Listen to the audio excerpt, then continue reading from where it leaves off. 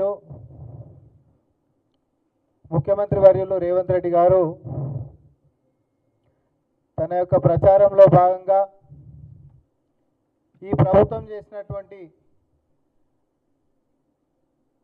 అభివృద్ధిని అభ్యర్థులని చూసి ఓటేయమని అడుగుతున్నటువంటి విషయం, మనం చేసినటువంటి పనులు ప్రస్తావిస్తూ ప్రజల ముందుకు పోతున్నటువంటి తీరు మనందరం చూస్తూ ఉన్నాం. కానీ దురదృష్టం ఏంటంటే ప్రతిపక్షాలు అనేటటువంటివి ఎప్పుడైనా ఈ ప్రభుత్వం చేయలేనటువంటి పనులు ఏమైనా ఉంటే అవి హైలైట్ చేస్తూ ప్రజల్లోకి పోయి ఈ ప్రభుత్వం చేస్తలేదు, పలానా వైఫల్యాలు అవుతున్నాయని చెప్పేటటువంటి దాన్ని ఏదైనా చేయాలి. అట్లాంటిది ఉంటే అవి ఏవి లేవు కాబట్టి ఈరోజు ప్రతిపక్షాలు రెండు కూడా బీజేపీ అయినా బీఆర్ఎస్ అయినా ఈ రెండు పార్టీలు కూడా ఏం చెప్పాలనో తెలియక వ్యక్తిగతమైనటువంటి దూషణలతో ఆరోపణలతో పనికిరానటువంటి పసలేనటువంటి అంశాలని, అంటే వాళ్ళ స్వార్థం కోసం మాత్రమే పనికొచ్చేటటువంటివి, రాజకీయ ఉనికి కోసం మాత్రమే పనికొచ్చేటటువంటి అంశాలు ఎత్తుకొని నినాదం లెక్క ముందుకు సాగే ప్రయత్నాలు చేస్తూ ఉన్నారు. ముఖ్యమంత్రి వర్యులు బీఆర్ఎస్ పార్టీకి అందుకని ఒక చక్కటి పేరు పెట్టిండ్రు, బ్లాక్మెయిల్ రాజకీయ సమితి అని. ఎందుకంటే వాళ్ళ చీకటి చరిత్ర అనేది మనందరికీ తెలుసు. అయితే అభ్యర్థులని అభివృద్ధిని చూసి ఓట్లేయండి అని అడుగుతున్నటువంటి ముఖ్యమంత్రి రేవంత్ రెడ్డి గారికి కారుకి ఓటేయకపోతే కళ్ళు పోతాయని ప్రచారం చేసుకుంటున్నటువంటి ఒక పిచ్చోడైన కేటీఆర్కి మధ్యలో ఉన్న తేడా ప్రజలు గమనిస్తూ ఉన్నారు. ఎందుకంటే ఒక వివేకవంతుడు సంక్షేమాలు, అభివృద్ధి, ప్రజలు వారి యొక్క బాగోగులు, భవిష్యత్తు గురించి మాట్లాడతాడు. కానీ ఒక పిచ్చోడు చదువుకున్నటువంటి ముసుగులో సమాజానికి ఏ రకంగా పనికిరానటువంటి వాడు మాత్రమే ఎవరో చెప్పిండ్రు కారు గుర్తుకి ఓటేయకపోతే కళ్ళు పోతాయి, లేకపోతే మాకు ఓటేయకపోతే పాపాలు తాకుతాయి, లేకపోతే మీ అందరికీ కూడా మీ ఇంటిల పాద కూడా బాగుండరు అనేటటువంటి శాపనార్థాలకి పూనుకున్నారు. అంటే చెప్పుకోనికి ఏం లేదు వాళ్ళకి, గతంలో చరిత్ర చెప్పుకోనికే లేదు, ఇప్పుడు ఉన్నటువంటి ప్రభుత్వం మీద ఏలు పెట్టి చూపించేటటువంటి విషయం కూడా లేదు. మరి ఏం చేయమంటారు?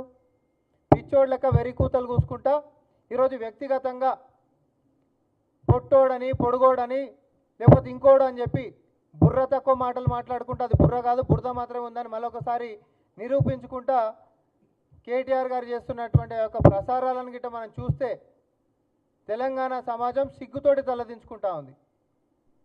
నేను మళ్ళీ కూడా చెప్తున్నా, కేటీఆర్ వయసు పెరిగిందేమో, చదువుకున్నట్టు నీకు డిగ్రీలు ఉన్నాయేమో, కానీ వయసు పెరిగినటువంటి పెద్ద మనిషి లెక్క కానీ చదువుకున్నటువంటి విఘ్నుడి లెక్క కానీ నువ్వు ప్రవర్తిస్తలేవు.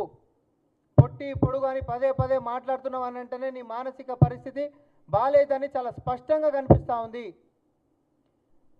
ఆనాడు ఛత్రపతి శివాజీ గారి దగ్గర నుంచి మొదలు పెట్టుకుంటే ప్రణబ్ ముఖర్జీ గారైనా, పివి నరసింహారావు గారైనా, లేకపోతే ఈరోజు రేవంత్ రెడ్డి గారైనా, లేకపోతే ఇప్పుడు తల్లి పెద్ద మనిషి శోభమ్మ గారైనా, లేకపోతే నీ పక్కనే ఇన్ని విమర్శలు చేస్తుంటే కూడా పాపం ఏడవలేక దుఃఖం ఆపుకుంటున్నటువంటి జగదీష్ రెడ్డి దాకా అందరు పొట్టిగానే ఉండొచ్చు, ప్రకృతి అట్లా పుట్టించింది, పొట్టిగా ఉన్నాం అందరం.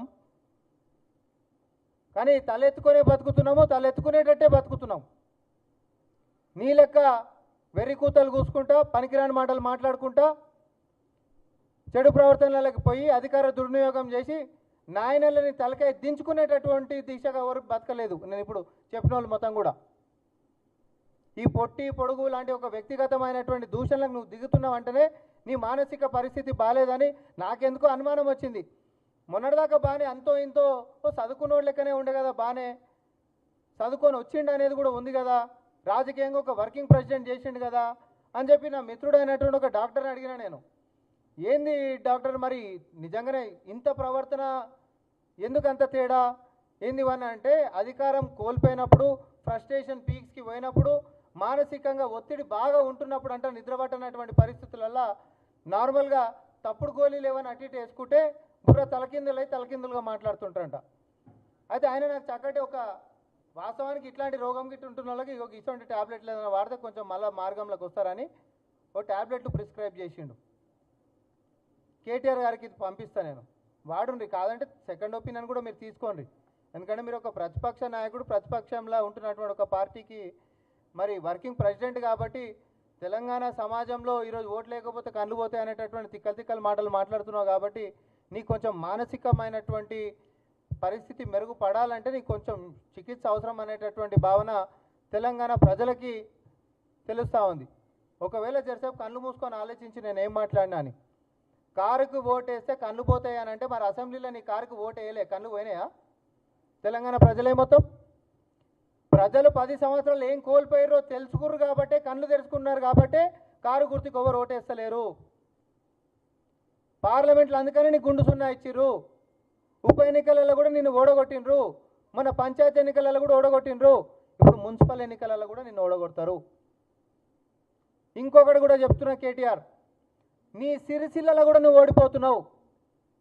నిన్న మనందరం చూసినాం, నిన్నగాక మొన్న కేసీఆర్ సొంత నియోజకవర్గమైనటువంటి గజ్వేల్లో కూడా ప్రజలు ప్రచారం కోసం అని చెప్పి బీఆర్ఎస్ వాళ్ళు పోతే చెప్పులతోటి కొట్టి తరిమి కొడితే హరీష్ రావు వాడికి పోయినటువంటి హరీష్ రావు మల్లన్న సాగర్లో మునిగితే మంచిర్యాలలో వెళ్ళిండు మళ్ళా ప్రచారం చేయనికే.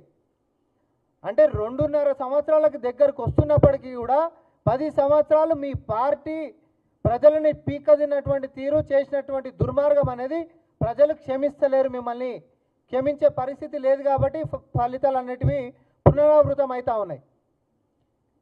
అది మీరు తెలుసుకుంటే ఒక లెక్క, తెలుసుకోకపోతే మాకు పెద్ద ఫరకేం పడదు.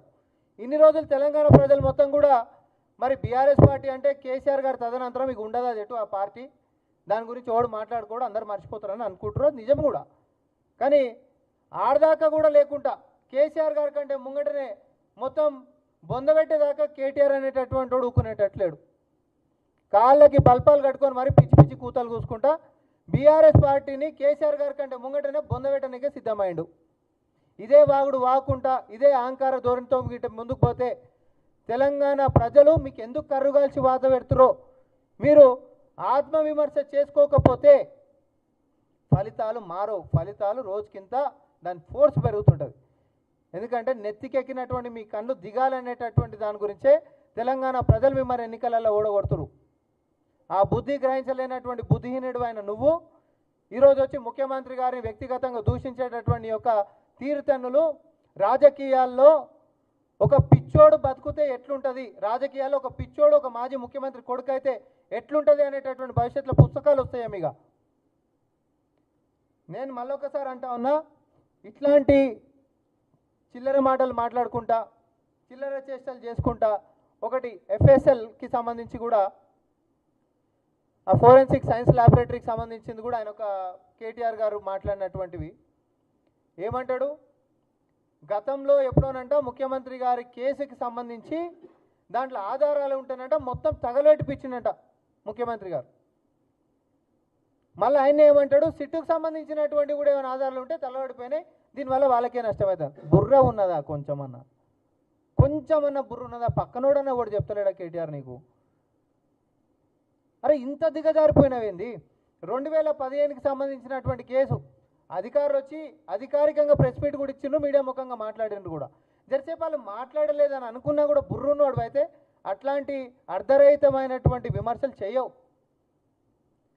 ఎందుకనంటే 2015లో కోర్టుకు సమర్పించినటువంటి దాంట్లో కేసులో ఎప్పుడైనా కూడా ఎవిడెన్సెస్ కోర్టు సమక్షంలో ఉన్నట్టు, కోర్టు సమక్షంలో ఉన్నాయి. ఇప్పటిదాకా అక్కడ దాచుకొని పెట్టుకోనికి ఉంటుందండి?